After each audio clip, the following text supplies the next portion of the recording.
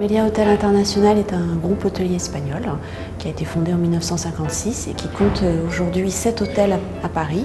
J'ai été confrontée à une population fidèle depuis plus de 20 ans. Moi j'ai trouvé que c'était une belle chose que d'instaurer ce travail en binôme pour éviter la pénibilité de ce travail qui est à long terme cause de différentes maladies et pathologies. On a pu petit à petit construire le travail en équipe avec le soutien des équipes, des gouvernantes, ressources humaines et puis de la CRAMIF bien sûr. La plus grande peur effectivement a été de partager son travail avec quelqu'un pour des problèmes d'affinité, pour des problèmes de compétences, pour des problèmes de partage des tâches ou de tâches.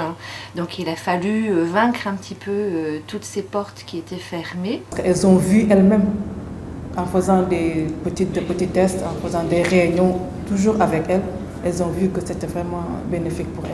Mais on a mis les femmes de chambre, les filles, il faut les impliquer. Elles étaient au cœur même de notre projet. Il n'y a pas eu de réel problème.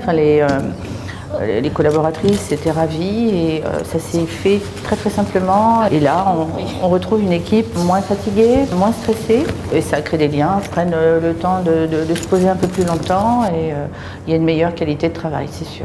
Si tu es toute seule, donc tu es organisée, tu sais ce que tu vas faire.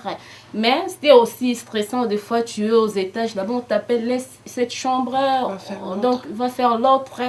Mais par contre, à deux comme ça, vraiment, là c'est mieux, on s'attend bien avec des collègues, on sait comment on fait dès qu'on rentre dans une chambre.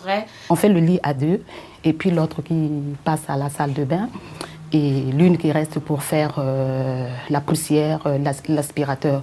Et ainsi de suite dans l'autre chambre, on essaie de changer quoi. Donc on a aussi des femmes de chambre qui ont la cinquantaine ou qui dépassent la cinquantaine et ce travail en binôme fait effectivement une solidarité et une aide quant à l'effort, quant à porter, quant à manipuler énormément de choses. Si on peut être aidé, quand tu es aidé, tu le ressens. Donc moi c'est surtout au niveau de la santé et tout, et de l'entente avec les collègues. Là, on s'entend mieux.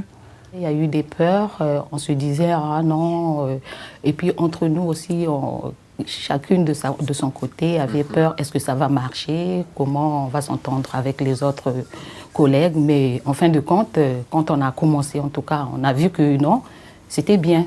C'était bien. Donc au jour d'aujourd'hui, si on nous dit de travailler seul, en tout cas, non, on ne peut plus accepter. On préfère travailler à deux. Ouais.